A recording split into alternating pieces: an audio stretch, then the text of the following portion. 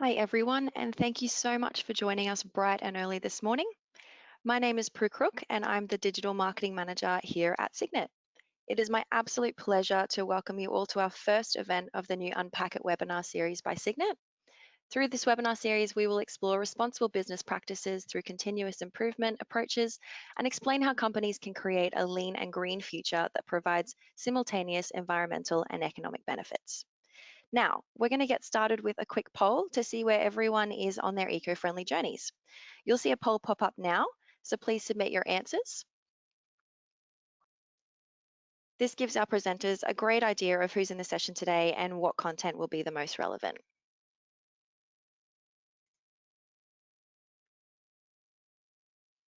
Wonderful, they're all coming through.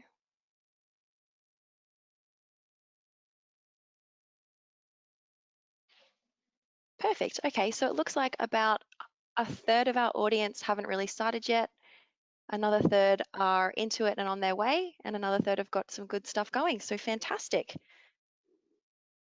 Next thing we want to head into quickly to make sure you guys have the best experience possible is just some quick handy hints. We do recommend that you use Google Chrome as the web server for this webinar. And we also recommend that you close any tabs or programs that may be hogging the internet at this time. If you have any issues loading the webinar throughout the session, please try refreshing your page. We do ask that you send any questions via the Q&A feature on your screen to our Q&A for the presenters for the end of the session. If anything pops into your head at any time, you're more than welcome to send it and we'll answer them at the end. We also have some handy handouts that you'll be able to download at any time. And these are more aligned with some of the APCO 2025 guidelines to give you some more information. Finally, remember that we will be recording the session and you'll receive a copy following today's session. Now, I'm very honored to introduce our presenters for the session today. First up, we have Jason Goode. Jason is the Director of the Australian Packaging Covenant Organisation, otherwise known as APCO. Jason has spent over 20 years working in the packaging industry, ranging from roles in research and technology to hands-on packaging engineering through to team management and packaging innovation roles at Amcor, Simplot, and currently at Reece Group. Jason is also in his 4th year as a board member of the Australian Packaging Covenant Organisation. Next up, we have Brad Jeavons. Brad is the Business Improvement Manager at Signet. Brad is an organisation improvement leader and author whose purpose is helping people and organisations reach their potential and deliver greater value for their customers, society, and the environment. Brad has extensive experience within the packaging, business improvement, and environmental fields, and he has worked with virtually every industry and helped organisations large and small achieve sustainable improvement. So welcome, gentlemen, to our webinar this morning. Thanks, Prue. Really appreciate it. Well, everyone, we're going to get into the presentation, and thank you for everyone who's joined. It's a very important topic, you know, for ourselves in Australia, but also to help the bigger picture of the environment and also our economic position at the moment. So hopefully out of today, you get some great tips and tricks to help you move forward. We will just do a quick poll. We'll just do a quick poll to check everyone can hear us properly. So I'm going to get that launched now. If everyone could just let us know if they can hear us.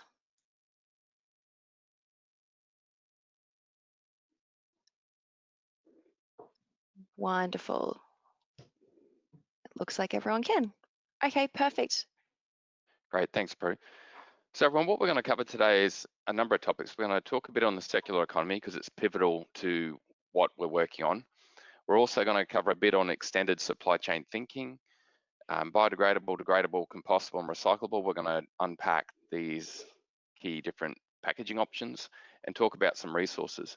But before we start, and Jason, thank you for joining us today and being part of this webinar. Jason, do you mind just providing some background of what got you into this environmental oriented field and the whole packaging field? What really drives you in this regard? Yeah, thanks, Brad, and good morning, everyone. I guess I've always had a very keen interest in the environment. Growing up in a small little bush country town and loving getting out in nature, it is probably the most amazing thing that you can experience. So to think that when you travel the world and see what we do, the impact that humans are having is, you know, pretty significant. And if we don't do it effectively, then, you know, in the generations to come, we're not going to have the sort of planet that I've grown up with and what people before us have. So yeah, very, very keen to do my part, leave something behind that's better than I found it. And the packaging side of things, I guess when I first got into it, it felt like a little bit behind the times. It was just taken for granted, not really valued as such, and a bit of a hindsight type of, I'll worry about the packaging later. And when you realise how much we're using across the country and across the world, it is a very significant amount of material we're using, stuff we're throwing in landfill. And when you walk around the streets, beaches, you see a lot of it just discarded. And it's something that's pretty impactful. And so I think that we can do better, and as a society we have to. So we have to take responsibility for that. How about you? What triggered your enthusiasm in this space? Yeah, James, so I've always been environmentally oriented, involved in Koala Action Group and different works around Brisbane, around Australia. And I always saw that separate to business. I got involved in business improvement, continuous improvement, and was heavily involved there. And it was then being connected with a chap called Peter Hines and Kevin Zokai of SA Partners. It made me realize that you can actually be working to improve the economy and make things better for an organization at the same time as the environment. They wrote a book called Creating a Lean and Green Business System, which was about what they did at Marks and Spencer's and Tesco's. And I was like, wow, okay, I can actually achieve both and put my time and effort into making the economy better and also the planet. My main driver is really future generations. I've got 2 young kids, and I think of everyone else's children and grandchildren to come, and I'm like you, I just want the planet and the economy to be at least as good as it is now. And I think we have to do things differently to enable that. And so that's my driver. And it's wonderful to be able to present at an event like this and help spread knowledge and the word to help others do the same thing. So it's really good. Okay, well, I'm going to kick on, everyone. And I think the place to start is the concept of the circular economy, because this plays such an important part to why we're talking today. So back at the end of 2015, in December 2015, an agreement was signed originally between 170 odd parties. It's now 189 parties have signed to it. It was called the Paris Agreement. And the Paris Agreement was basically a lot of parties globally, governments, states coming together and agreeing to hit certain targets with the goal of keeping global warming below 2% increase compared to pre-industrial times. Australia has signed to this, and we are targeting a target of 26 to 28% reduction in our emissions by 2030. And we're comparing that to our position in 2005. So that's our target. And by 2050, Australia, together with the other signatories, are targeting zero emissions and zero impact. Now, carbon is largely the word that's used, but emissions is really the true target, which is covering methane, carbon, you name it. And it's a net position. So it's saying that we can offset elements of it. So what it is, it's a net position of zero by 2050, and around a 30% reduction is what most of the parties are targeting by 2030. So it's a really good thing. We're targeting to make the world cleaner and better for our future generations. When you look at the circular economy, this is the way that we see that it'll be achieved, and it's what most of the parties are targeting. And it's basically stealing from nature. And so there's 2 loops to it. You'll see 2 loops on the screen, one to the left, one to the right. Basically says that nature has the biological loop, and that's one option we've got, is that we actually manufacture products from biological material, and we then turn it into products, we consume it, then we turn it back into compost, back into nutrient in the soil, and we grow more plants and more things, and we manufacture it and we turn it back into products. So that is a complete loop. There's zero impact there, especially when you look at you using sun and wind and for the energy side of things. If you look at then the technical loop is also a path that we see that we can achieve a reduction in our impact. So that is, we manufacture products, we will be using 100% recycled material to do that. We then will use those materials and actually use them day to day. We'll then actually recycle them or reuse them. So reuse is like the Uber example, where we're using other people's cars to travel around. The op shops where we go and buy clothing. That is an example of reuse that falls into the technical area. EB Games, where they take back secondhand games and refurbish format them and repair them. And there's also, of course, the recycle, where we will recycle packaging, we recycle products, and we actually then put them back out in the market. So it's very important to consider these two loops, and they're going to play a part in our conversation throughout the rest of today, because choosing the right path for your product and your approach as a company, it really starts the design phase. And I'll talk about that in a moment. There's the 3 R's that are really quite a simple way to think about how you can take action now. It just simplifies the whole thing. So the most important R to think about, first of all, is reuse. What can we reuse? Because reuse requires no energy currently. You can just basically keep circulating that item, and it's a good outcome for the environment, and also a good outcome economically. You're not paying for extra things. The next R is reduce. So whenever you look at, let me talk with packaging, and I'll focus on packaging. When you look at packaging, where can we reduce the amount of packaging that we use and still, of course, sustain the quality of the product when it reaches the end user or when they need to consume the product? Okay, so that's still important. Once you've reduced that, and we do a lot at Signet in that regard, they're actively working with their customers on reduction strategies in packaging.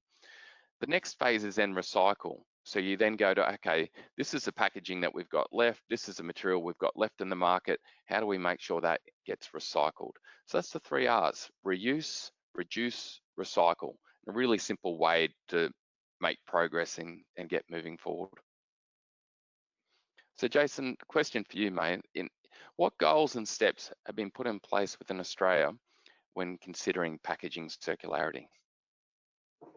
Yeah, it's a great question, because it's been a pretty long journey for a lot of companies.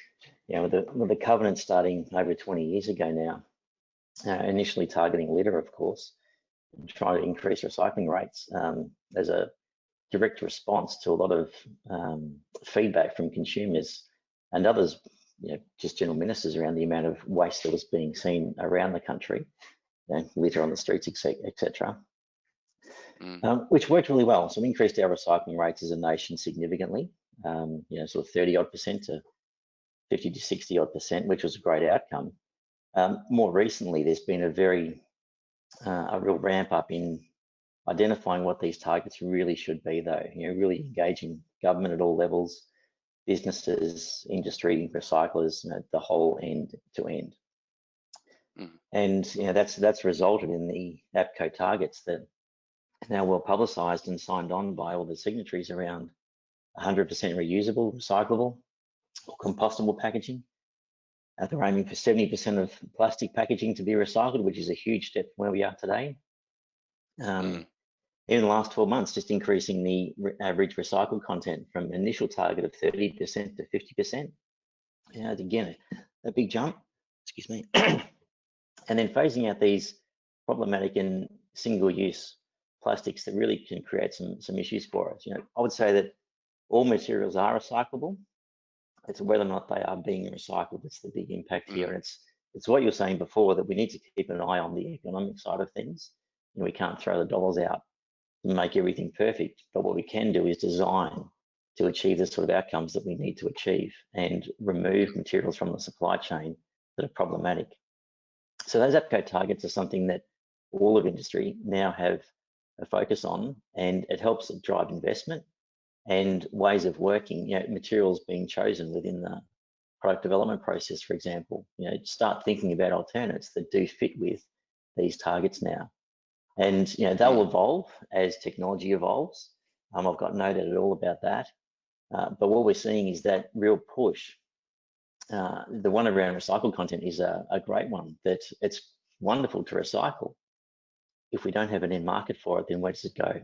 So we really need to start thinking about how we can create supply chains where we are pulling through this recycled material. Yeah. Definitely. Thanks, Jason. So everyone, that's a good segue into what Jason was just talking about there. Was the next concept I want to put forward, is that to actually achieve this, we need to be starting to think more in regard to an extended supply chain, or what's also called product life cycle thinking. So this is where, with the products that we consume or the products that we manufacture and sell, we actually start at the design phase and actually, if we can, design for recyclability, design for compostability if that's the right path, and or design for reuse.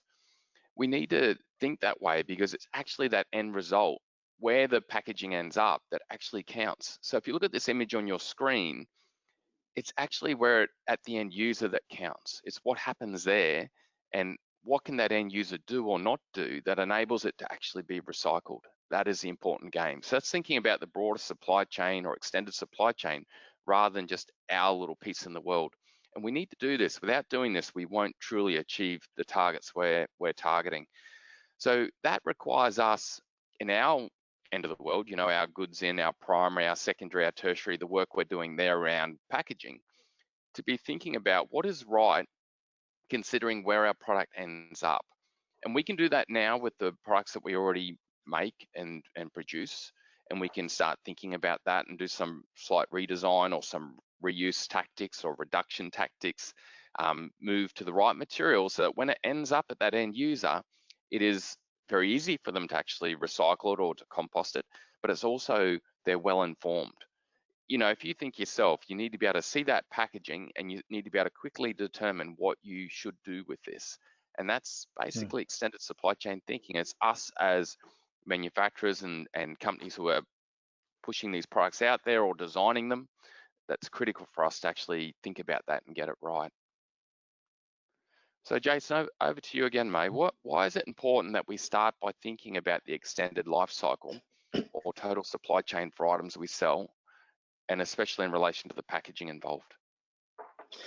Yeah, another great question, Brad. It's one thing that I've found in the last 20 years is that the only way I've got the best outcome is by looking at not just what goes on within the business that I'm working in directly, but engaging our suppliers and at times even our suppliers, because there's ideas through the supply chain that by leveraging other people's knowledge, you can really get a fantastic outcome in areas that it's that, you know, unconscious incompetence. You don't know what you don't know if you don't ask the questions.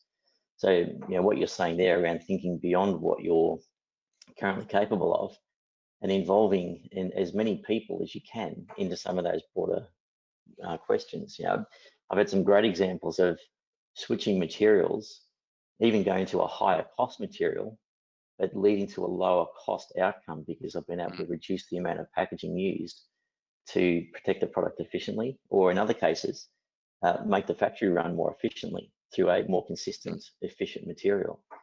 So it's really thinking not just about what the material is and how it performs for the product, but how it performs right through the whole supply chain.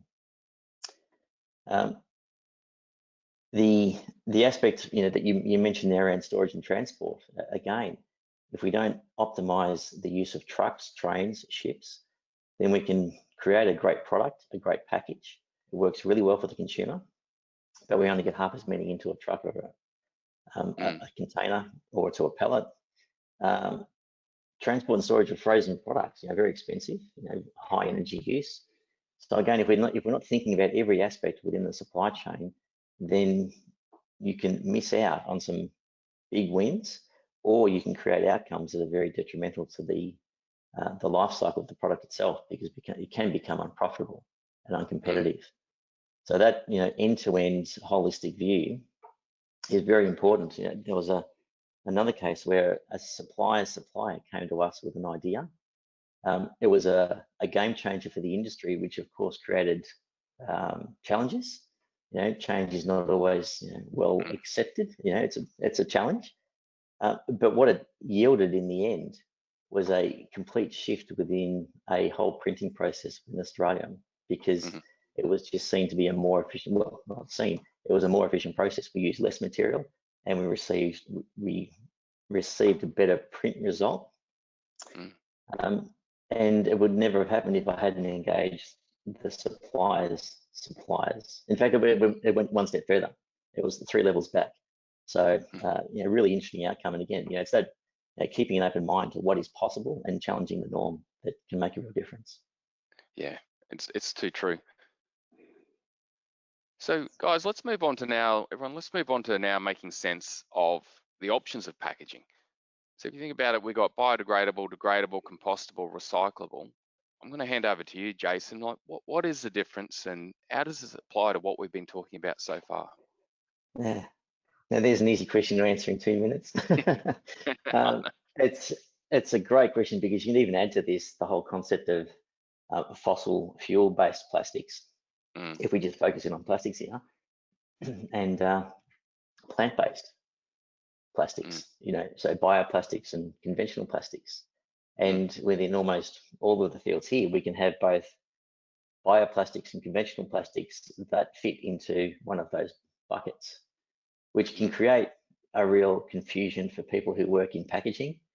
And that is part of what you mentioned earlier around the end consumer and engaging them on what to do with the pack when they finish with it. Does it go in the compost bin? Does it go into their Recycle type program that I'm sure we're all familiar with through Coles and Woolies now? Great program, by the way. It's very difficult. Like I said, I've been working in packaging for 20 years, material engineering background, and I can still look at some packs and think, yeah, okay, which type is this? Where should this end up? What is the best route? So it's not easy. And that is something that as an industry, we must address very quickly. I know that APCO have got some great programs, the new Australian Recycling logo, for example, huge step forward, massive step forward. That will continue to evolve as an industry, we evolve around how to deal with materials. But biodegradable, degradable, compostable, they all mean on the face of it, the same thing. Plastics disappear. Wonderful, just like normal sort of fibrous materials. But the way in which they disappear can vary significantly. So for years, we did have some plastics that would disappear. Well, that was only to our eye. They turned into microplastics. That, I'm sure we've all heard of microplastics now and how they can end up even in our food chain. It's a terrible outcome. So there's a lot of countries now that are banning that type of material from being produced. So on the face of it, it looked good because it meant that you walked around a beach and you wouldn't see plastic. Outcome not so good because we didn't have the true end-to-end impact of that material decision. And then the difference between commercial composting and at-home composting, biodigesters, mechanical digestion, anaerobic versus aerobic. And I'm already confusing myself. So it's just a very difficult field, and I think that without clarity for how to label these materials, without the return loop, so that people can know that if they've got a biodegradable or compostable material, that one of them, if their council allows it, could go into their bin. One of them could go into their compost bin. Neither of them should go into the Recyclable program. So we need to be really clear with this. Otherwise, the outcome is going to be directly counter to what we're trying to achieve here. It's a very broad field, and there's many different types of materials. People have jumped on board with this pretty quickly to try and leverage this consumer sentiment around waste and not wanting to see plastics in oceans. It's only as an industry, though, that we're going to get the right outcome so that we send a consistent message to our consumers. And that's vitally important. And this has to be beyond Australia. We need to be, and again, through alignment with the Ellen MacArthur Foundation that APCO have signed on for, that is where we're heading towards a consistent, standardized approach to how we communicate this thing through to designers of materials, designers of products, and to the consumers themselves. It's a huge question. Yeah. And Jason, listening to your answer too there, it really comes back to me the importance that we all start thinking that broader supply chain and think who is the end consumer and get involved. We're going to talk in a moment about how you can get help, but it just really resonated with me that it is confusing, but we all have, the data is out there and we all have the ability to look at our total supply chain and start to think what is right for our supply chain and how do we really make this work in the right way. So that really came through strong with what you're saying. Yeah, and so certainly APCO helped me with that. Sorry. Yeah. Have you got an example, Jason, of something that has worked well? Have you got an example of a company that has looked at that broader supply chain and actually achieved great outcomes, or an example of another packaging material where that's worked well? Yeah, sure. Well, I'd look at paper. Been around for thousands of years, and the rest of the people know what to do with a piece of paper. It can go in their recycling bin, and we've set up a great recycling program across Australia. Our recycling rates for getting paper back into packaging is fantastic. There's world-class recycling mills here in Australia that are absolutely world-class, by a couple of our big packaging suppliers, which is great to see that investment. And it is very significant. $500 million type investments. Now, that's only been brought about because there's been that defined market, good consumer engagement. So there's a good feedstock of material coming in, and there's so I see the packaging industry in paper has been a great success story for Australia to increase recycling rates and to yield that circular economy that you were talking about earlier. We've seen more recently a few of the larger FMCG businesses getting into very high use, if not 100% use of recycled materials into some of their packaging formats, and sending with that the right message to consumers as well, letting them know that they are doing this for a purpose. At times it may even cost them a little bit more up front, because it's like you go back to a flat screen TV 20 years ago, and what you buy now for $500 probably, well, you couldn't buy it, and if you could have, it would have been probably $50,000. So through scale and through technology and through an engagement with the right outcome, you can develop a supply chain to be a very efficient material user, but also an economic platform that is very sustainable itself. Companies have to make money at the end of the day. Thanks, Jason. It's a great example. So everyone, that's basically my background, and my focus on my career now is helping organizations find that win-win. Like Jason spoke a number of times there about looking for the economic and the environmental gain at the same time. And my discovery of this through Peter Hines and Kevin Zokai was game-changing for me, because I saw time and time again that people would put some effort into environmental, and then something would go wrong economically in the business, and what would get scrapped? It would be the environmental effort. Whereas it doesn't have to be that way, because you can achieve both at the same time. It's been done by hundreds of organizations all over the world, thousands. And it's just really a cultural journey more than anything else, that culturally the organization establishes approaches that extended supply chain thinking is critical, and they partner with the right organizations. Signet does a lot of work in this regard, and they actually go about continuous improvement and large project improvement with a lens of looking for both the economic and the environmental gain at the same time. And this is called lean and green, or agile and green, in a lot of organizations and books, and it's achievable. The beauty of it, you get this journey going and you look at those win-win outcomes, a symbiotic relationship between economic and environmental gains, and the journey never stops. Like currently in this downturn right now that we're experiencing because of COVID and other elements, I'd pose it's a time to look with both lenses and go, right, how can we reduce our cost or improve our quality or our productivity at the same time as getting environmental gains? And there's so many case studies in Australia that I'm coming across and involved with, where companies are, getting gains in productivity of 40%, getting reductions in costs of 25, 30% at the same time as reducing their environmental impact. So it's out there to be achieved. It's just really starting down this path and getting the mindset right.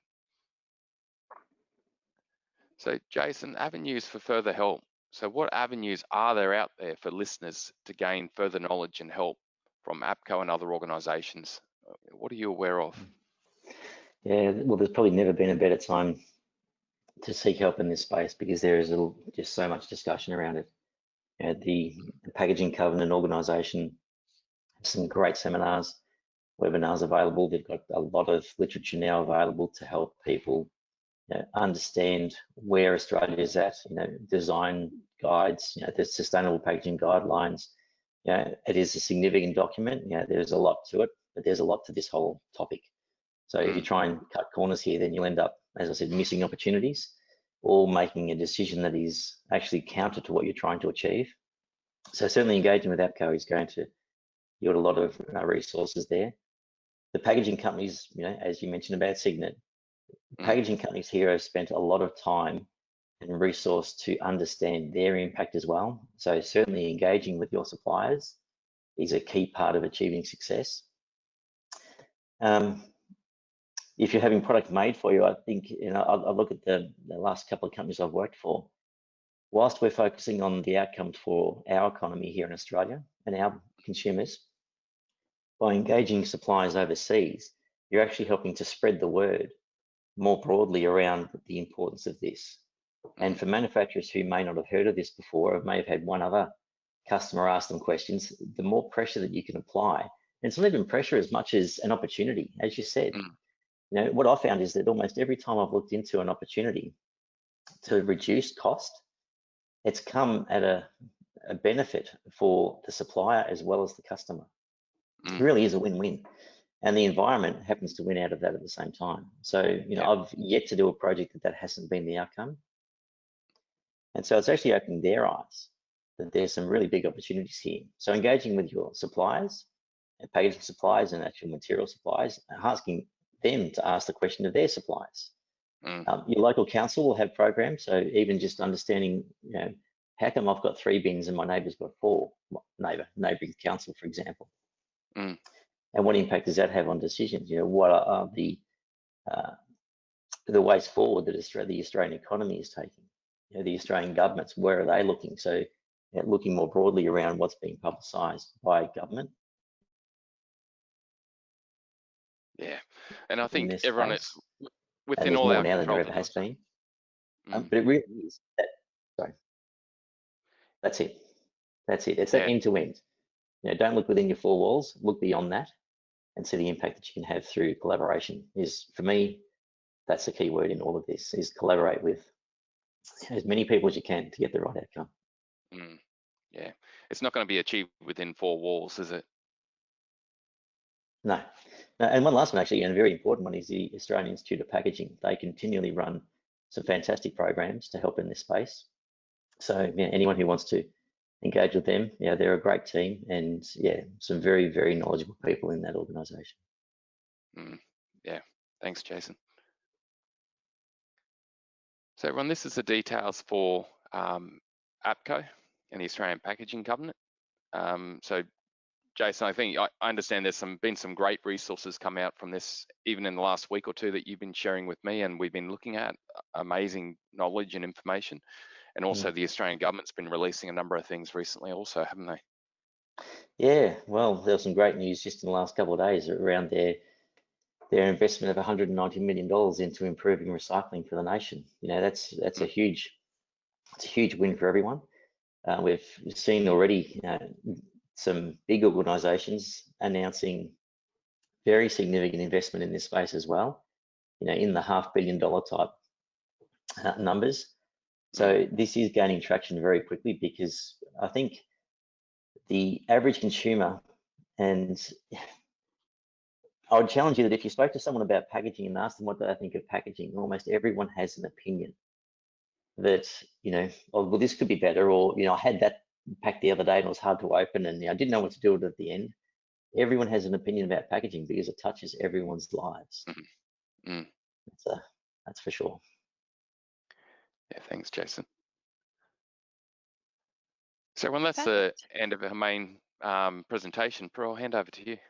Yeah, thank you so much, gentlemen. That was absolutely fantastic. We're going to head into some Q&As now, and we've had some awesome questions come through our program while you've been chatting. So the first one I'm going to ask is from Anton, and he wants to know, with regards to craft mailing bags, how good are they in comparison to a compostable or biodegradable bag? Did you want to Jason, go, so I'll just add on that one. It really comes down to who is the end user that your product's ending up with. And if you think of that persona and what world they're living in, that'll help you make the decision. So I worked with a company recently where they were looking at a compostable avenue.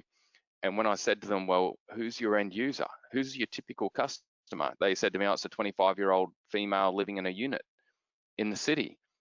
And you go, okay, well, what access does she have to compostability? And, you know, she doesn't have a backyard. She typically at the minute, the local composting systems aren't really strong. So there's no avenue for her to be able to distribute that in most councils. And so for her, it's actually, for that organisation, it's actually more of a recyclability approach through the red cycle style packaging that's best. So that would be the advice that I'd give on that is look at the end consumer and think from that perspective. And then if you're thinking about the quality and how well will that perform with my protecting my product, that's why I'd recommend run some experiments, some pilots within again, an extended supply chain where you can see it and touch it and control it, and that'll give you that answer. Jason, have you got anything to add on that one? Well, just in terms of the craft question, you know, the paper industry has come a long way in terms of sustainability.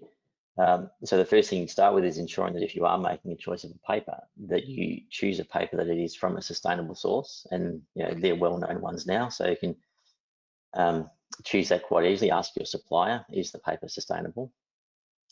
You think about where paper comes from, trees obviously, and the way in which the trees are farmed these days, it's a very sustainable product. It is more of that biological type process, that's for sure. You know, that's exactly what it is. So, you know, if you're using paper from a sustainable source, you're injecting into the supply chain a high quality source of fiber. We can't have infinite recycling of paper.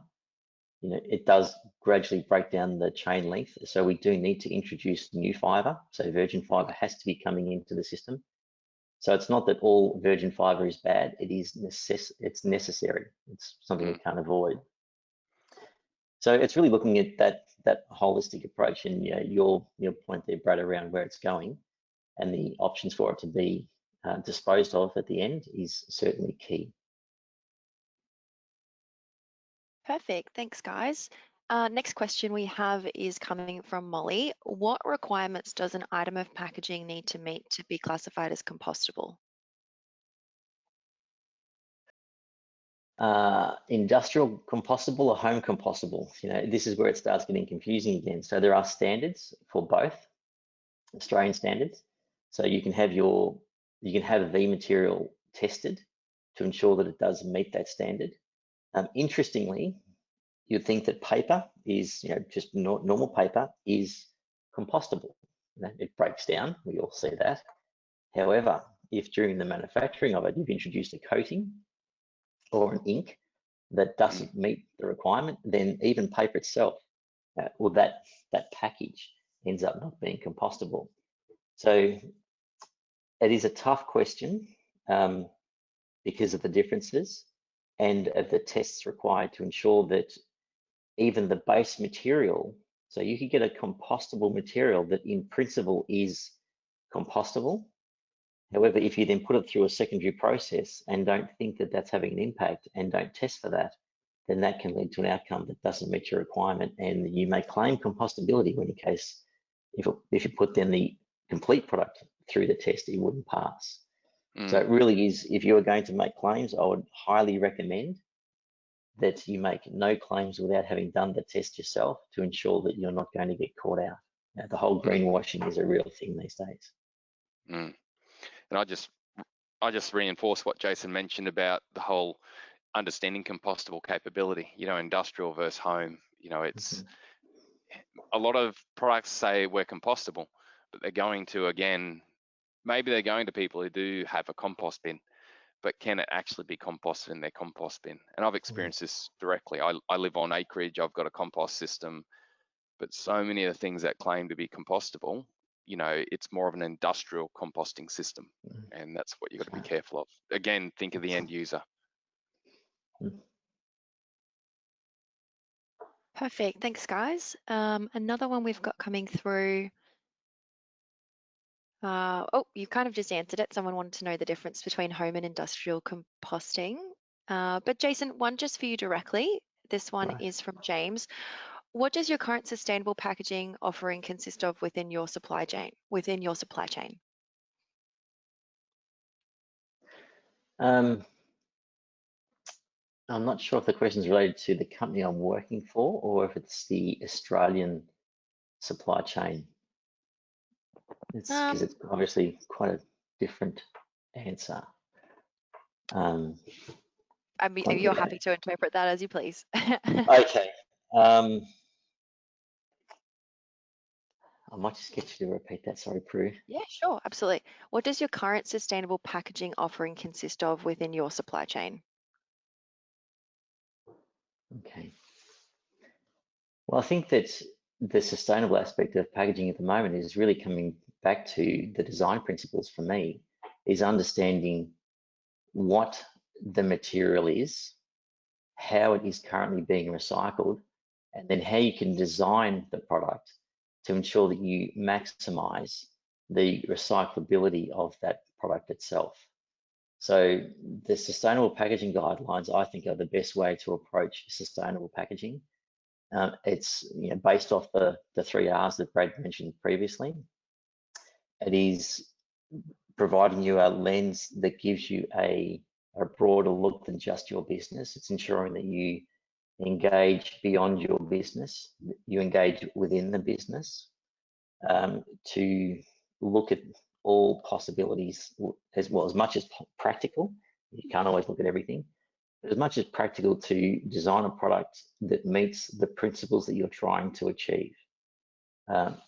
So yeah, it is very much an end-to-end design-led principles thinking to achieve a sustainable pack design. Everything we're talking about, Jason, keeps coming back to that, doesn't it? It keeps coming back to that. We've got to think outside our 4 walls and think about the inputs and outputs and where things end up. And that is where you find the economic wins also to everyone. So some of you might be thinking, wow, that's a lot of work.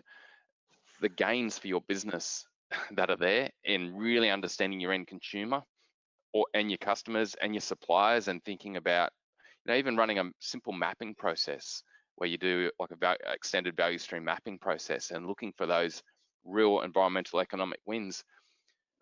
You can be talking, I've seen in some of the larger organizations, the gains are millions and millions that have been achieved.